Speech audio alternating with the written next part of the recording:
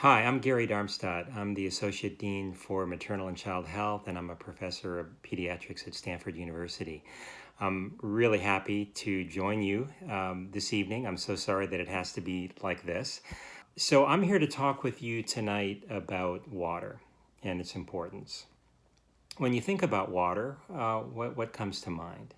Maybe take just a moment and think about that. I grew up in Southern California, Ventura, San Diego, and when I think about water, I think about the days I spent swimming. I was a competitive swimmer and a water polo player. I think about going to the beach. To this day, one of my greatest joys is going to the beach, and I can't wait till my next opportunity to get there. I'm joining you from Seattle, and I don't get there very often anymore.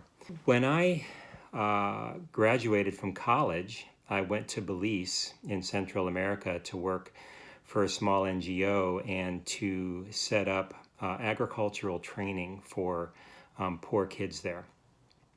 When I got there, the first task that I had was to plow a field and get that field ready for use in our educational program there. And I took some water, went out to the field, started plowing. It was extremely hot. I depleted my water much more quickly than I anticipated. My fingers started tingling. I started to feel really strange. I got on the tractor. I drove as fast as I can to the road where I collapsed. And fortunately, people came, put me in the back of a truck, drove me to the hospital, and saved my life. I learned at that moment that without access to water, it is life-threatening in a moment.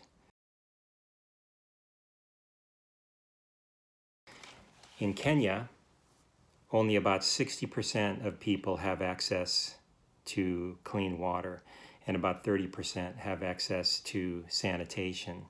Kenya is experiencing the ravages of climate change now, with variations with flooding, droughts. 237 people died just in May from floods in Kenya alone. But on the other hand, we know that improvements in access to drinking water, sanitation, hygiene, water resource management could avert up to 10% of the whole global burden of disease. That is just an astronomical figure. Well, how does that happen?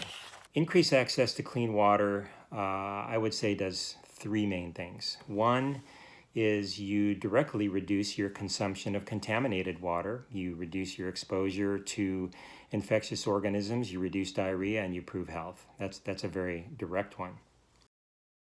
Another one is that by increasing your access to clean water, you can increase your water use or your consumption. With more water available, you can wash your hands more often, and therefore you get fewer foodborne and waterborne diseases within your household. Now, in low resource settings, it's typically the women who are going to fetch water. And by bringing access to water closer to their homes, you can decrease the time that's required to go fetch water, which primarily benefits women. You can now fetch water just when you need it. You don't need to store that water in your home for a long period of time, and therefore you have fewer problems with contamination of that water while it's in storage in your home. Another benefit is that by having to travel and walk less often, you increase safety for women. Gender-based violence is not uncommon for women as they're out fetching water. With this increased time available to women, because they're not spending so much time fetching water, many benefits ensue. We call this a reduction in their time poverty. I think many of you tonight, I'm sure, can relate to this notion of time poverty, where you simply do not have enough time to get everything done. I, again, wish that I was there with you. I congratulate you on addressing one of the very fundamental issues on this entire planet. I wish you a great rest of the evening, and thank you so much for this opportunity to join you. I hope I can do so in person in the near future.